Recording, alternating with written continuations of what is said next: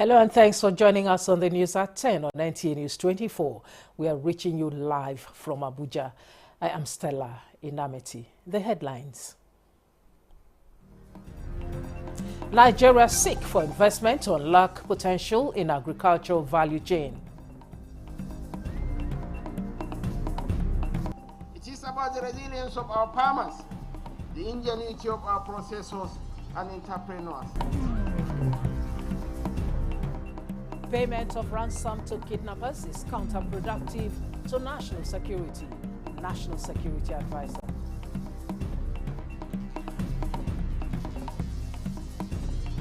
Inspector General of Police assures people of Plateau State of concrete security measures in tackling Boko's crisis.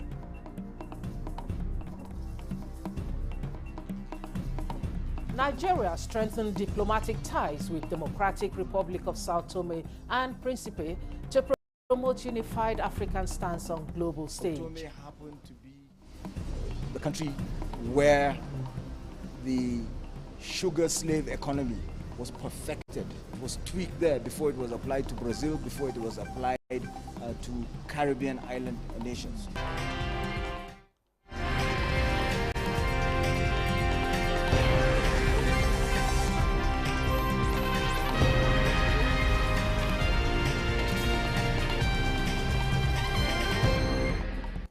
Thanks again for joining us. Now, details of the news. The Vice President, Kashim Shettima, says the federal government remains committed to attracting investment to unlock the full potential of the agricultural value chain to ensure food security, create jobs and secure a brighter future for generations yet unborn. The Vice President stated this during the groundbreaking ceremony of a multi-billion naira agro-processing industrial hub in Kaduna. Mohammed Umar Ajingi reports.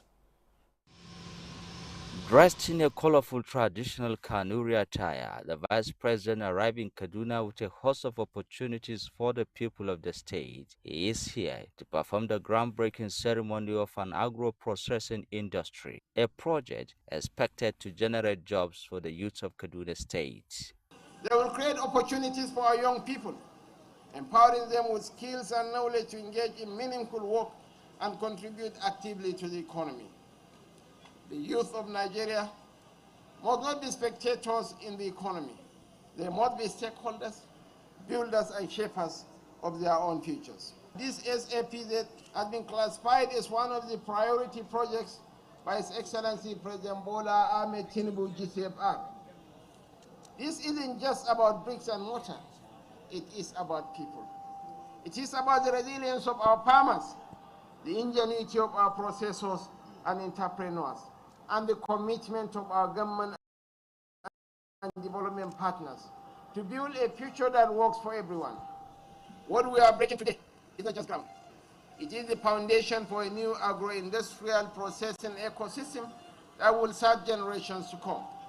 Our industries are thriving, and our state is leading Nigeria's agricultural transformation. Together, let's use this moment and turn Kaduna State into a model for agribusinesses driving economic growth. The multi-billion-dollar investment is supported by the African Development Bank. It's expected that $1 billion of investment will be mobilized in these zones and create thousands of jobs. The success of the special agro-industrial processing zones across Nigeria will require 5 critical enablers. First, there is need for continued strong political will and commitment at the highest levels. I have no doubt that that is the case because President Bola Ahmed Tinubu has designated this as a presidential initiative. The SAPZ program is not merely an agricultural initiative, it is a catalyst for economic growth and import substitution. As we invest in agro-processing development, we are investing in the future of our communities. The agro-industrial processing hub is expected to host processing plants for grains, fruits, vegetables and livestock products. In Kaduna, I am Muhammad Umar Ajingi, NTA News. In the meantime, Vice President Kashim Shettima has inaugurated the board of the Nigerian Independent System Operator as part of government's effort to restructure and strengthen Nigeria's electricity sector in line with the Electricity Act 2023. State House correspondent Abdulrahman Jibrila reports that the board is tasked with overseeing the operational and market independence of the system, aimed at managing critical aspects of Nigeria's electricity supply chain that includes grid stability, system operations, power dispatch, and market coordination. Administrative exercise, but a strategic move to transform and position the Nigerian electricity industry for efficiency and reliability. With the unbundling of TCN, NISO will now be at the heart of our power sector, facilitating seamless coordination among generation, transmission, and distribution. The committee is urged to serve with diligence, integrity, and a deep sense of responsibility. Major reform in our quest to transform the power sector for operational efficiency and for effective service delivery of a functional, reliable, and affordable electricity supply to our households, to our businesses, to our institutions, and to our industries, all for economic growth and national developments. Integrity, discipline, good oversight of the power industry, and by God's grace and the support and prayers of everyone, we hope to transform the Nigerian electricity supply industry. We're expected to hit the grounds running in terms of the sector coordination, transparency in system operations, transparency in market administrations, and making sure that there's grid reliability and availability and also quality of power to the teeming populace of Nigeria. The unbundling of TCN into both the Nigerian Independent System Operator and Transmission Service Provider became imperative, and that is what has been done. And it also, suffice to say that this actually went through a very transparent and competitive process. A technical working group tasked with the responsibility of preparing Nigeria's second biennial transparency report and fourth national communication has begun its assignment. The two-day engagement is preparatory to the submission of the report to the United Nations Framework Convention on Climate Change in 2026. Charles Alpha reports. Nigeria being a party to the United Nations Framework Convention on Climate Change and its Paris Agreement has the obligation to prepare and submit national reports of emission of greenhouse gases by sources and removal by sinks, mitigation actions, adaptation impacts, and support received or needed, which is in accordance with the decisions and guidelines of reporting under the convention. In order to meet this obligation, Nigeria has prepared and submitted to the United Nations Framework Convention on Climate Change, UNFCCC, 3 national communications, 2 biennial update reports, and the recently submitted first biennial transparency report. This technical working group, cutting across MDAs, convened again to commence the preparation of the next cycles of reporting. These reports are crucial for tracking progress towards climate goals, eventually supporting strong alignment with more effective data-driven climate action.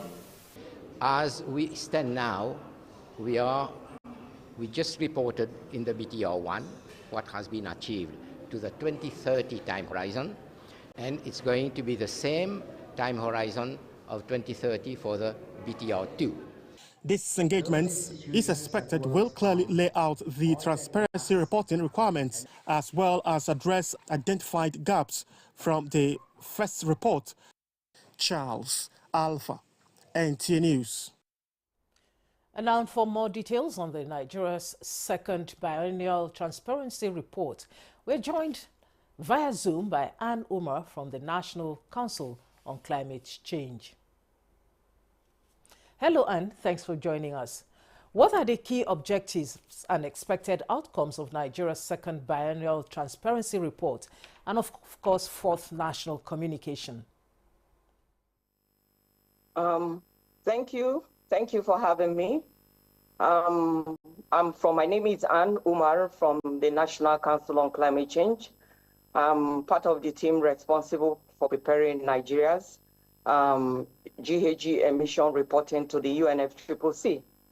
So before I answer your question, I'd like us to just to get a brief understanding of what this is all about.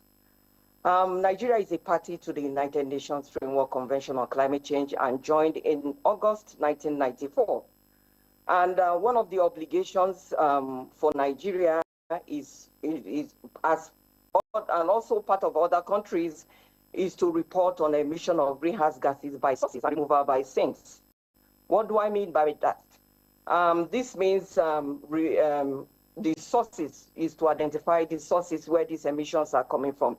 And what are we doing as a nation, to mitigate this impact? This means by sinks where these GHG inventory gases, are being mitigated. So from sectors of the economy, Nigeria so far has submitted 3 national communications. What do I mean by national communication? It's just an instrument, it's a document, a national document submitted by parties to the UNFCCC. Every 4 years, national communication is submitted, and every 2 years, the biennial update report is submitted. So these documents we have submitted so far, and now we are in the process of beginning the biennial transparency report. So far, Nigeria has submitted its first biennial transparency report. Of course, this couldn't have been done without the help of stakeholders. So one of the achievements, it was a landmark achievement for Nigeria because Nigeria actually met the submission deadline for 31st December 2024. So Nigeria actually submitted on the 30th, just a day before the deadline. So this is a plus for us. And now we're about to begin the second phase of implementation, which is the biennial transparency 2, and also the fourth national communication. So we're having a back-to-back engagement with stakeholders for this to happen again for us as a country. Okay, thank you, Ann. But we would like to know, how will these reports contribute to the country's climate action commitments under the United Nations Framework Convention on Climate Change? So apart from the fact that Nigeria is part of the parties, to submit this document, there are also some benefits and opportunities for Nigeria to key in. So there are so many available climate change related funds to access in order to adapt and also tackle issues on climate change and climate change related disasters in the area of adaptation and also the mitigation actions, having to transit to renewable energies and all that, just to have clean energy. And these are the benefits Nigeria has to gain, by accessing some of these funds that are available. Thank you. Okay, with all of this going on, what will be the specific task or expectations of the technical working group from now to the time Nigeria is required to submit this report? Okay, thank you for that question. Just like Nigeria actually was able to submit this document timely, we are hoping to also submit the second phase of this document by 2026. So all efforts is in place. We are having preparatory meetings. That's why we are having this back-to-back technical working group workshop going on currently in Abuja. And this workshop participation has been drawn from the national MDAs, ministries, departments, agencies at both national and subnational level. The intention is to build a capacity on what is all about, what this process is all about, and what Nigeria has to benefit in it, and also what is their roles, they need to play what do they have to do to make this happen once more again for Nigeria? So they have to go out, go back to their institutions and provide information and data for us needed to be able to key into the BTR national document for submission to the UNFCCC. So this is the reason why we're having this back-to-back climate change workshop, technical working group workshop going on currently. Thank you.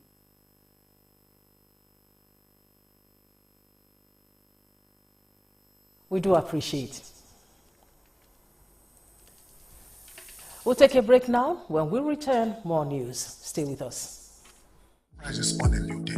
So thus you're joining with Tidon Global Resources Limited Driving Academy. Whether you are a beginner or a seasoned driver, we got you covered. Learn the basics of driving with confidence. Master essential skill, steering, braking, and maneuvering. Our driving vehicle are new, with teachers with simulator in a serene and healthy environment, taking your driving skill to the next level. Tidon Driving Academy offer courses for every driving interest: beginner driving courses, basic driving courses, proficiency training, specialized driving courses. Our service also include fleet management, auto recovery services, truck trailer driving school. Our hall is equally available for conferences, workshops, and meetings. Contact us at 45 Aino Street, Arike Sifal Complex, Ojumbega, Lagos. Telephone 0814-098-7655. Email tidondrivingacademy@gmail.com. Also follow us on any of our social media handles.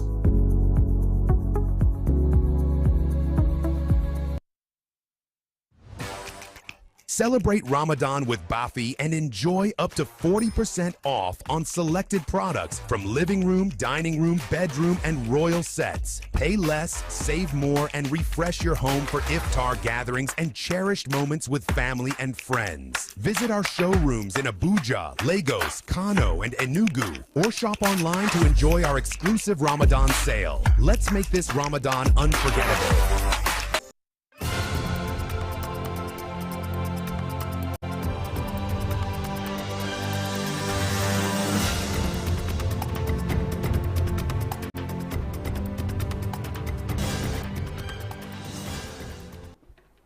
Welcome back and thanks for staying with us.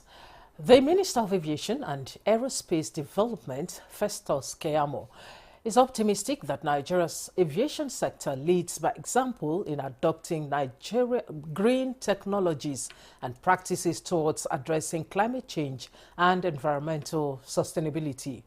This came to light when the minister received members of the House of Representatives Committee on Climate Change in his office. Aliu Kabir reports.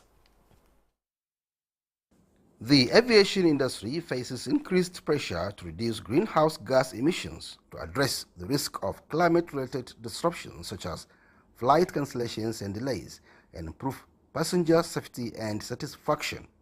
To this regard, the Minister of Aviation and Aerospace Development, Festus Keyamo, receives members of the House of Representatives Committee on Climate Change. The essence is to put all hands on deck to improve fuel efficiency and reduce emissions to mitigate its environmental impact. Nigeria, as a member of the International Civil Aviation Organization, ICAO, is committed to playing its part in global efforts to combat climate change. We are aligned with the Paris Agreement and ICAO's carbon offsetting and reduction scheme for international aviation, which sets ambitious targets for the aviation sector to mitigate its environmental impact. Nigerians understand this, and with the Climate Change Act 2021 as logo backing, serious efforts are being made by the country to not only address climate change, but to also leverage on the opportunities it presents to position the country on a path to sustainable growth and development.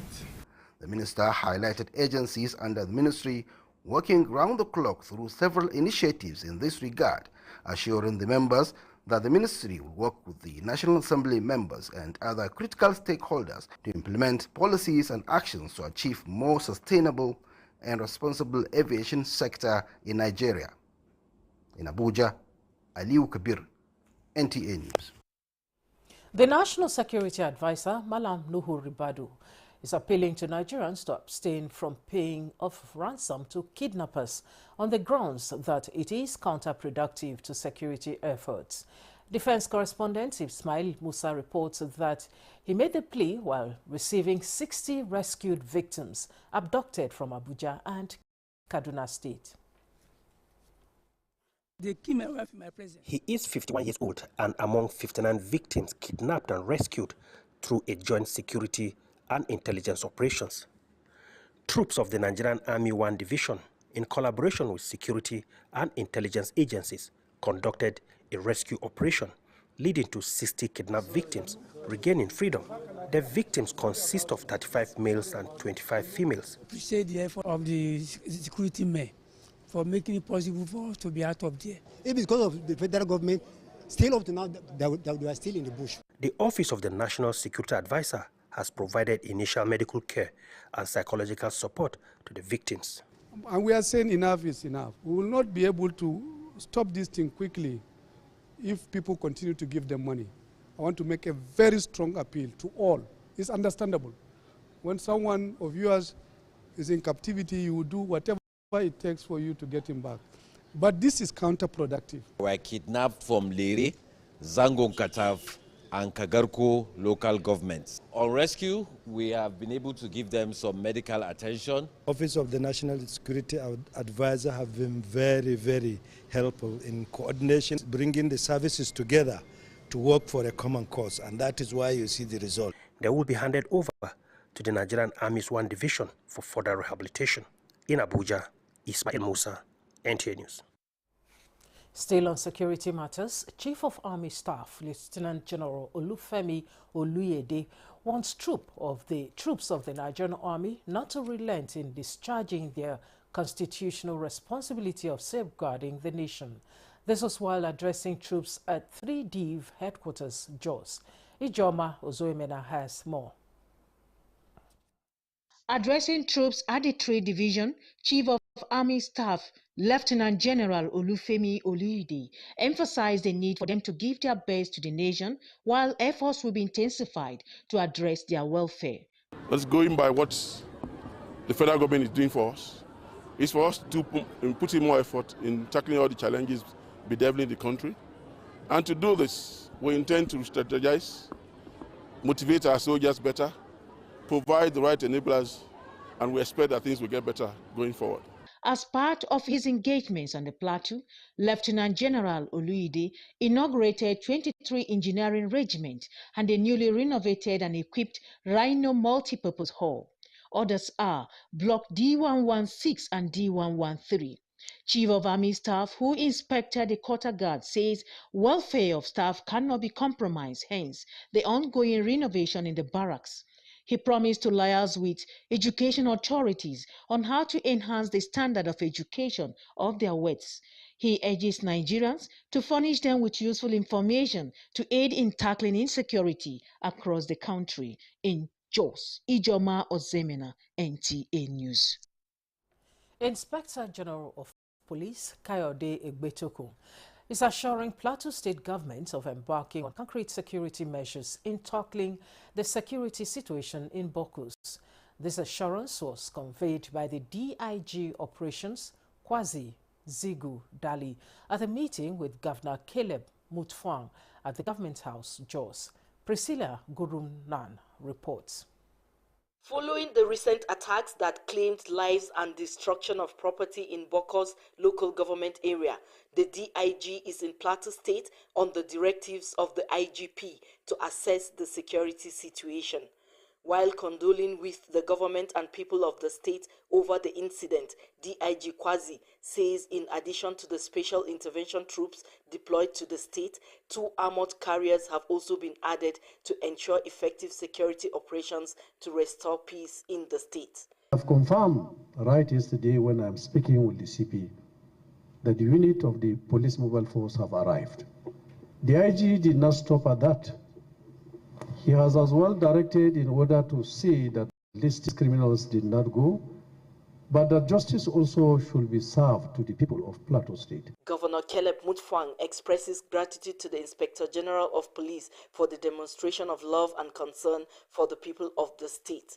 We want to appreciate the deployments that have been made, and of course, all the assets that have been deployed to try to deal with this matter. DIG Kwazi was at the Bongom's palace where he offered words of condolences over the security breach, saying nothing will be left undone to forestall future occurrences of such ugly incidents. The Bongom Jacob Gang Buba decried the spate of unprovoked attacks on innocent citizens, re-emphasizing proactive measures for the protection of lives and property. In Jos, Priscilla Grumnan, NTA News. Still talking security, and in a significant move to bolster internal security and enhance regional law enforcement collaboration, the Inspector General of Police and Chairman of the West African Chiefs of Police Committee, WAPCO, Kayode Egbetokun, received a delegation from Interpol, led by the Executive Director of Police Services, Mr. Cyril Gault, at the police headquarters in Abuja.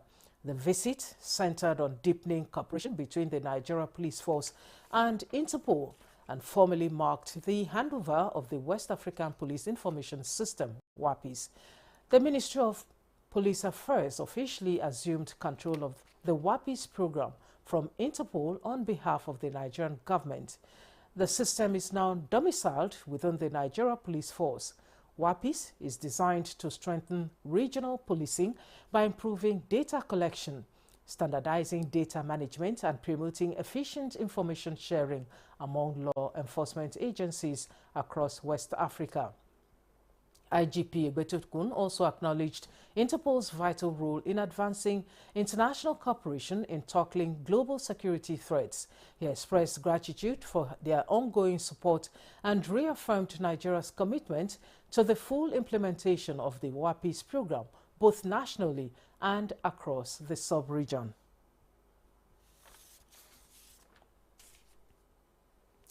We'll take a break now, and we'll be back with more news. Stay with us.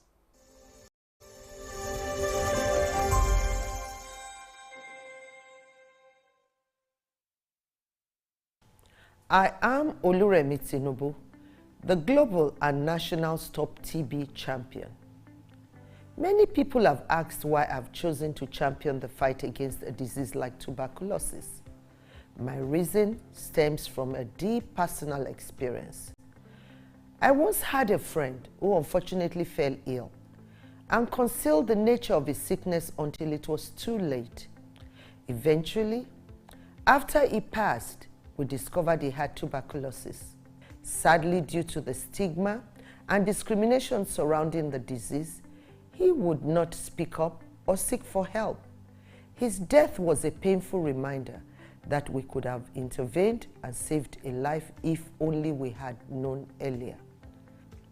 Tuberculosis is an airborne disease that primarily affects the lungs, but can also impact other parts of the body.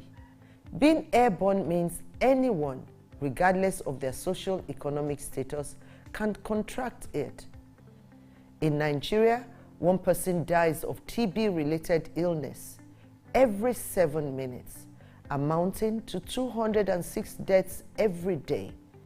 Globally, 1 person succumbs to TB every 25 seconds, which is a staggering 3,456 lives lost daily.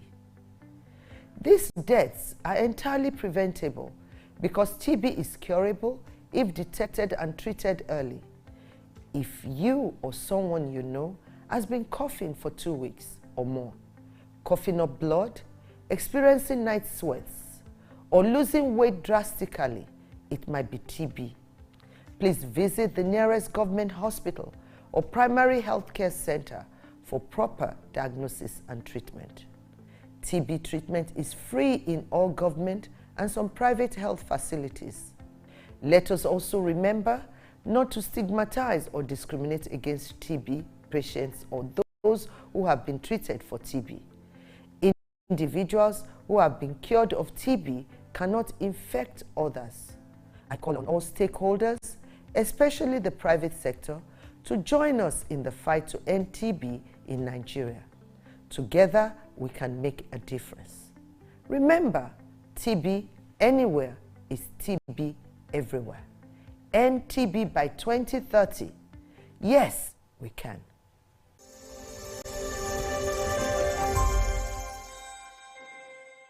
Welcome back and thanks for staying with us. Nigeria must strive to remain united and always be part of dialogues that promote peaceful coexistence for the country to remain one indivisible nation. Nigeria's Vice President, Senator Kashim Shettima, represented, was speaking to the challenges and opportunities in Nigeria's fiscal federalism at the 17th edition of Leadership Annual Conference and Awards 2024. Chinenye Nwoye was at the event which held at the State House Banquet Hall, Abuja, and now reports. The 17th edition of the Leadership Annual Conference and Awards 2024 is the celebration of the awardees' achievements and contributions to the growth and development of Nigeria.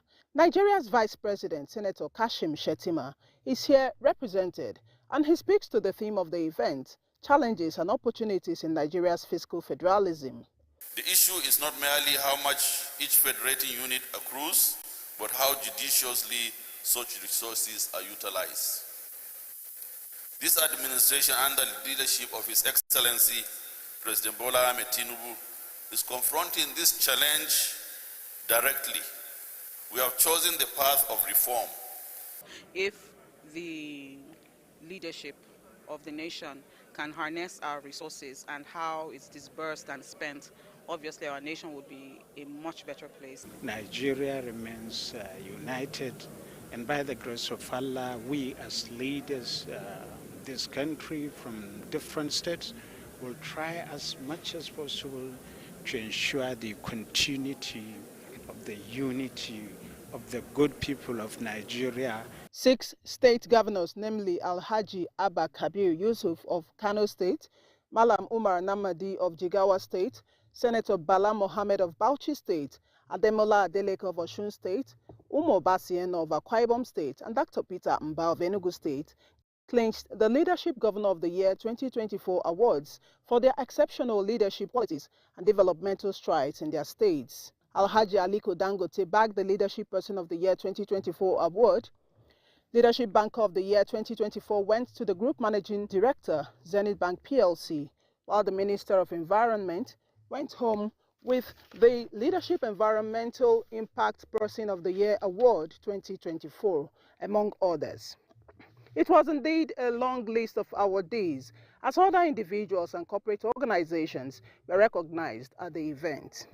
The award is to inspire the awardees with a deeper sense of responsibility, while they remain an inspiration to the future generation.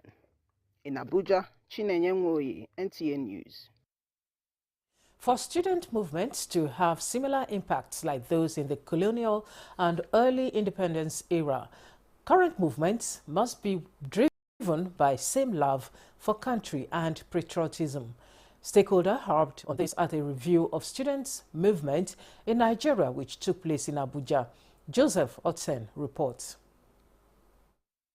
From the National Youth Movement founded during the struggle for Nigeria's independence, and now National Association of Nigerian Students, NANS, student unionism has been having remarkable impact in advancing development in the country. Aluta, continua. Today, some of the major actors in this movement interface with the younger generation with a review of the book Aluta Continua, the story of Nigerian students' movement. But both acknowledged a sharp decline in the impact these days. We must look back now that this is the time for us to defend what is left of the public education. The review attributes weakening economy and growing individualism, a rooting love for country, to the decline. I think that we need to also do, as a second thing, intergenerational dialogue and mentoring between past student activists and current students, so that the experiences like being documented here can be shared and passed to. So there was a collective goal, a collective belief system that happened during their time versus now. Another topic at the front burner at this forum is the working condition and rights of the domestic worker in Nigeria. Domestic work is inadequately covered by Nigerian legislative framework, including the Nigerian labor law. Not only in Nigeria, but all over the world, most domestic workers are females that are not only getting little money and that are exploited in their work, but that they are confronted with violence. Let's get them registered and let them cater for the interests of the workers. Activists here advocate strong legislation and enforcement of laws protecting domestic workers and even the employers themselves as major step to curbing abuses. In Abuja, Joseph Utsen, NTA News. The Bureau of Public Procurement has announced the adoption of 17 new documents on its website to ensure accountability in implementing the 2025 budget and beyond. The Director General, Adebowale Adedokun, disclosed this at a capacity building workshop held in Abuja for procurement officers from all federal ministries, departments and agencies. Ekene Ndulwe reports. Public procurement is more than a technical function. It is a strategic enabler for national development that will enable Mr. President achieve his renewed hope agenda. Bureau of Public Procurement is introducing a series of reforms to ensure standardization of public procurement in Nigeria, and the Director General is tasking procurement officers on improved performance. The workshop is focused on sharpening the skills of procurement officers on planning, records keeping, and electronics advertisement. It is your duty as a procurement officer to draw the attention of your accounting officer to contract agreements that are skewed against Nigerian people. It's your duty to call the attention of relevant policymakers to the inherent danger about allowing contractors to drive how projects are conceived. The Director General says under the Renewed Hope agenda, President Tinubu is adopting BPP as a strategic enabler for national development, and the Bureau is already collaborating with other anti-graft agencies to fight corruption in public procurement. In Abuja, Ekene Ndulwe, NTA News.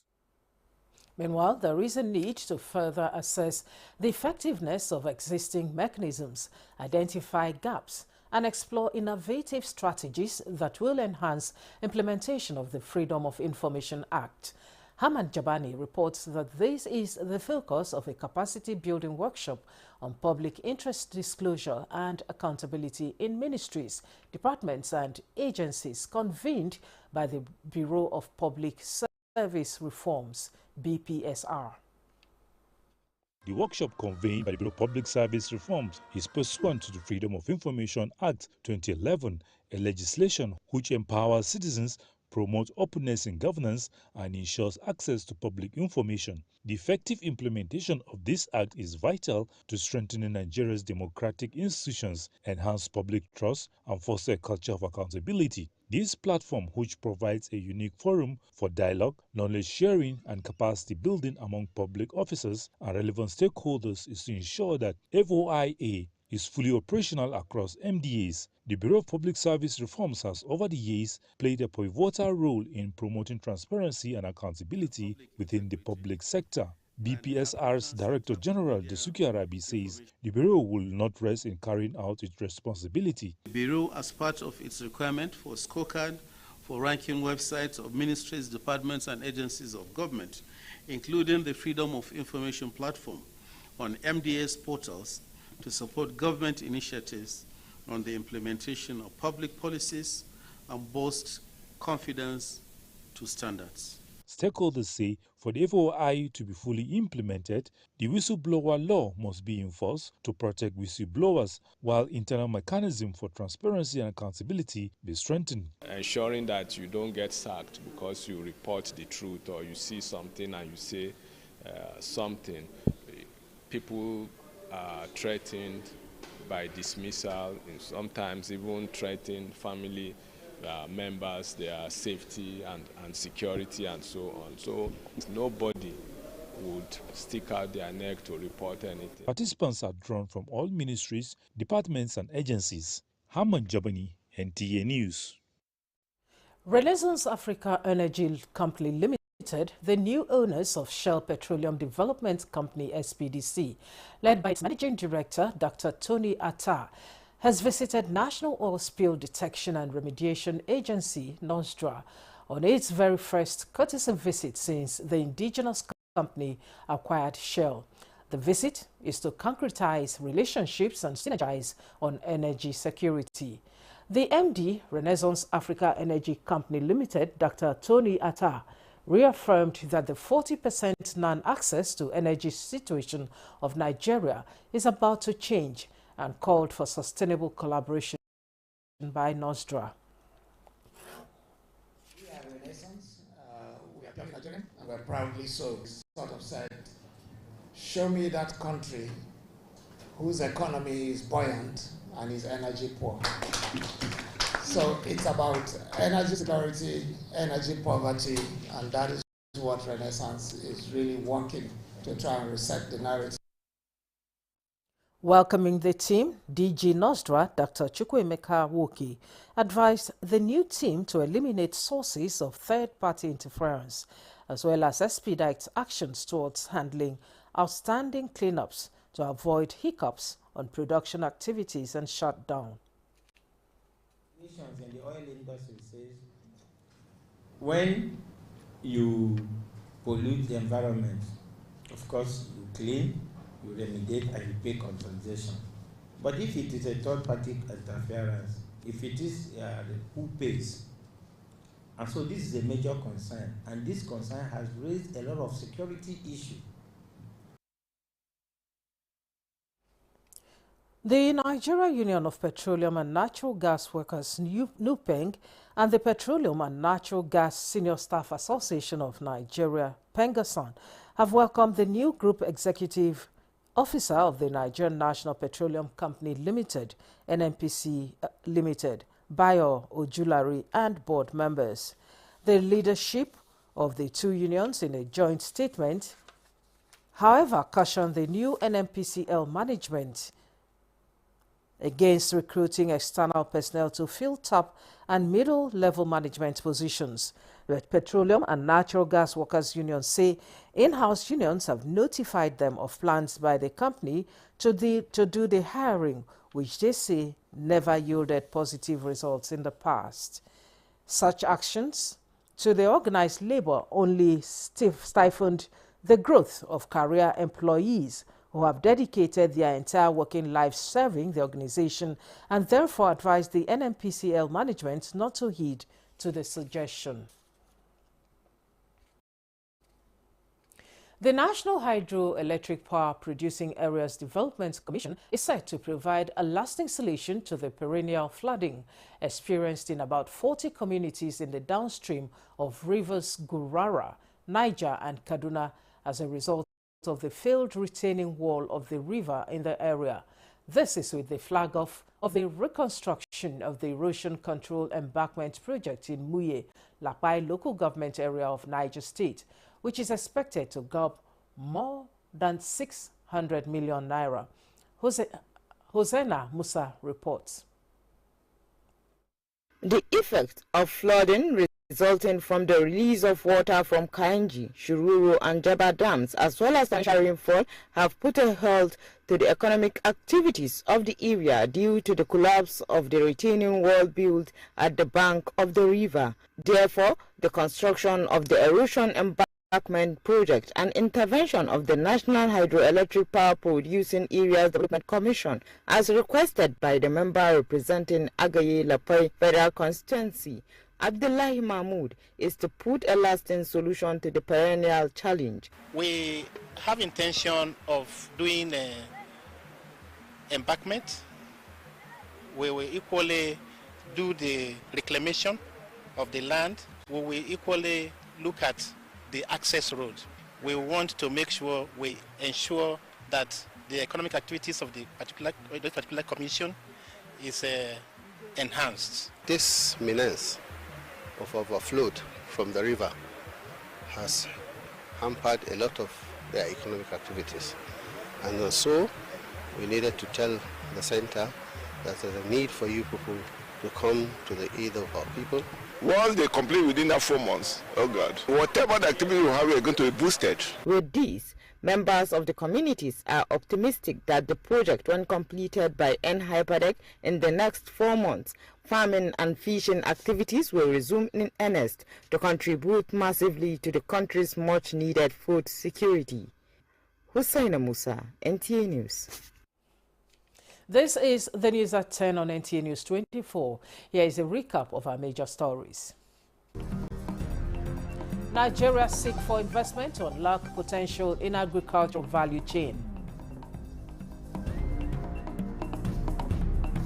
It is about the resilience of our farmers, the ingenuity of our processors and entrepreneurs.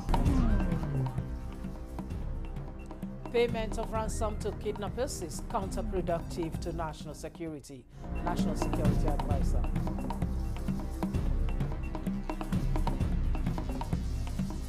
Inspector General of Police assures people of Plateau State of concrete security measures in tackling Boko's crisis.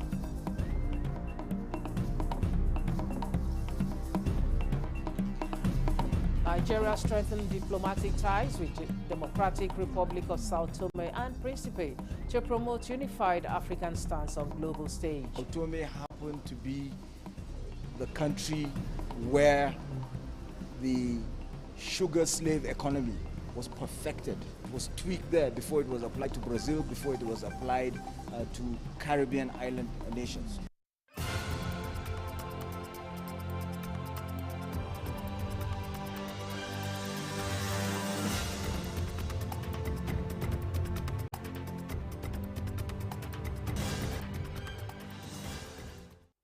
Good to have you back.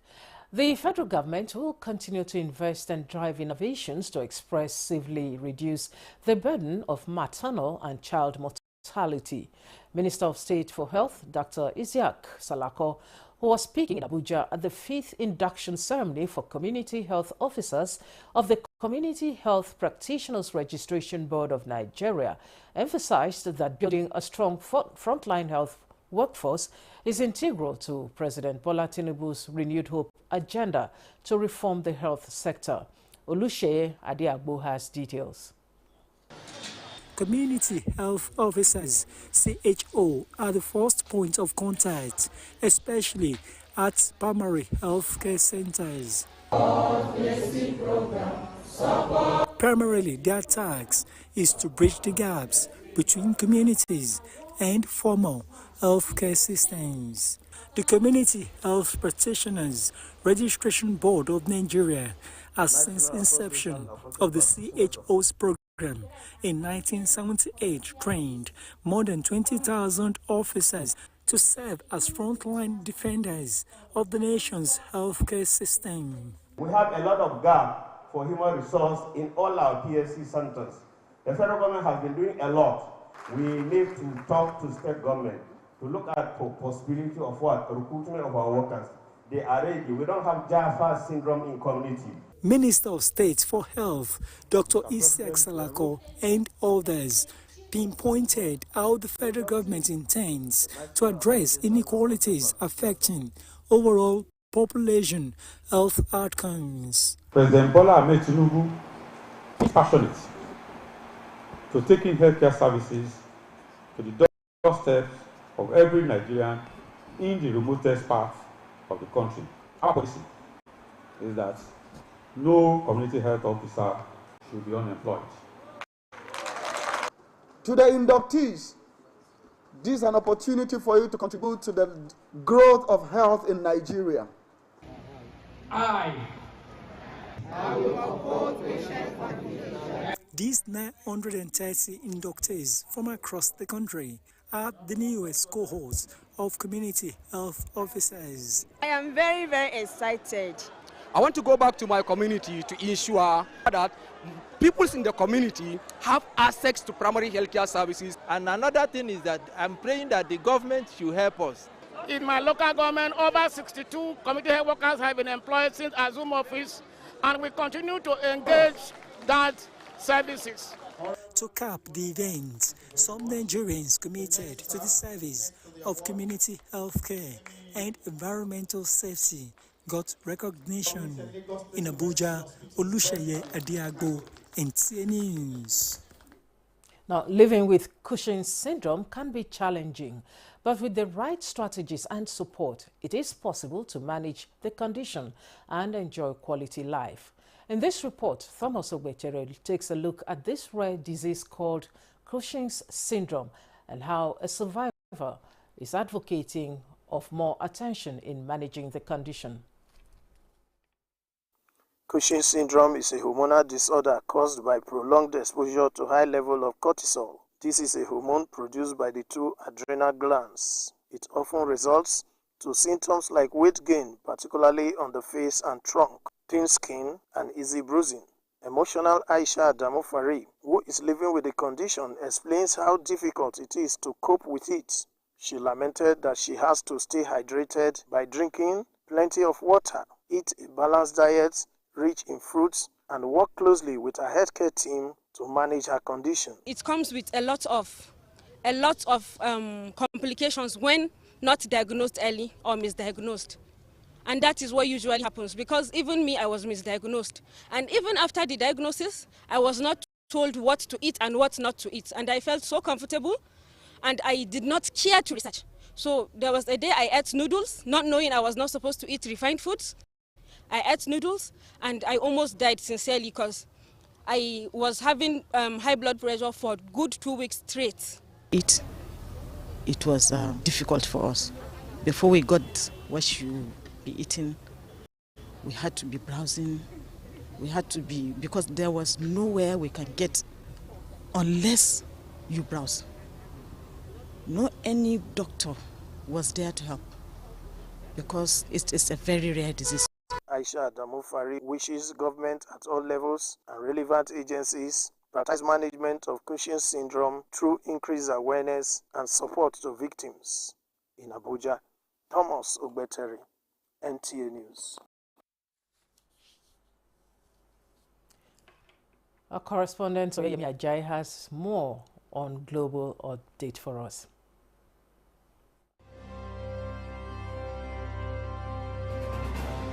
Lieutenant General Tadesse Werede has been named the interim president of the Tigray region, replacing Getachew Reda. Before his appointment, Tadesse acted as the deputy president of Tigray's interim administration and head of the cabinet secretariat for peace and security.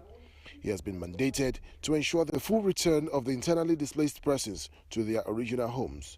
In a one-page document he signed, he is also expected to ensure the swift disarmament and reintegration of former combatants in line with the Pretoria Agreement. The swearing-in ceremony was attended by key dignitaries from the government and the newly elected chairperson of the African Union, Mahmoud Ali Yusuf. There were concerns in the region that the widening political split within the Tigray People's Liberation Front could lead to a full-fledged civil war like one that ended in 2022 with the signing of a peace agreement. The party has been calling for the firing of Reda and others since last year, attempting to appoint a new set of its endorsed candidates and removing him and some candidate members from party membership. In March, armed soldiers loyal to the party took over the administrations of key towns, including the region's second biggest city, Adigrat, in what Reda termed as a coup, and with escalating conflicts, he fled to the capital, Addis Ababa.